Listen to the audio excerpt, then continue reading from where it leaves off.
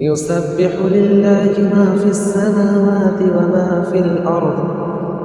وما في الأرض الملك القدوس العزيز الحكيم.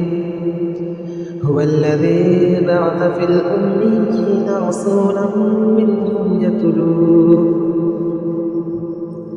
منهم يتلو عليهم آياته ويزكيهم ويعلمهم الكتاب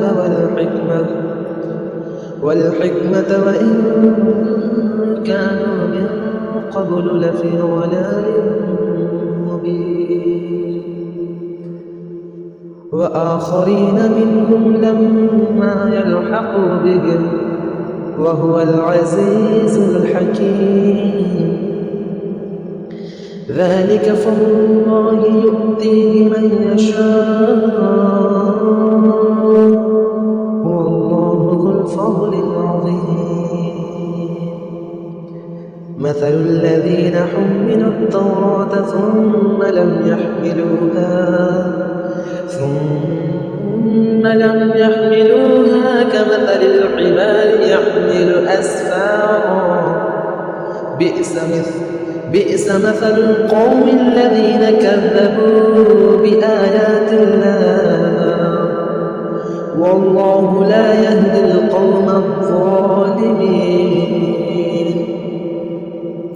قل يا أيها الذين هادوا إن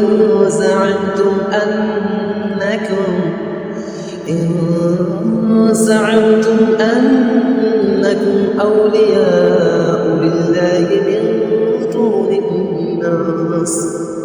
من دون الناس فتمنوا الموت إن كنتم صادقين ولا يتمنونه أبدا بما قدمت أيديهم والله عليم بالظالمين. قل إن الموت الذي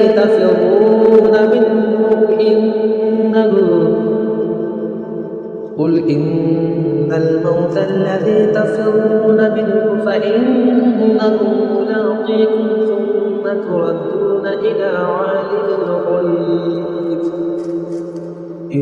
عالم الغيب والشهادة فينبئكم بما كنتم تعملون. يا أيها الذين آمنوا إذا نودي للصلاة من يوم الجمعة فاسعوا إلى ذكر الله وذروا البيع ذلكم خير لكم إن كنتم تعلمون. فإذا قضيت الصلاة فانتشروا في الأرض وابتغوا من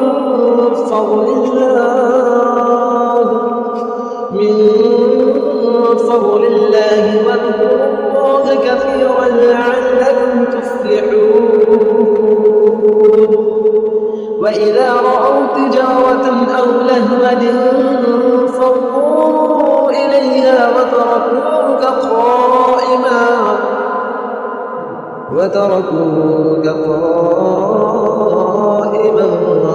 قل ما عند الله خير من اللهو ومن التجارة والله خير الرازقين.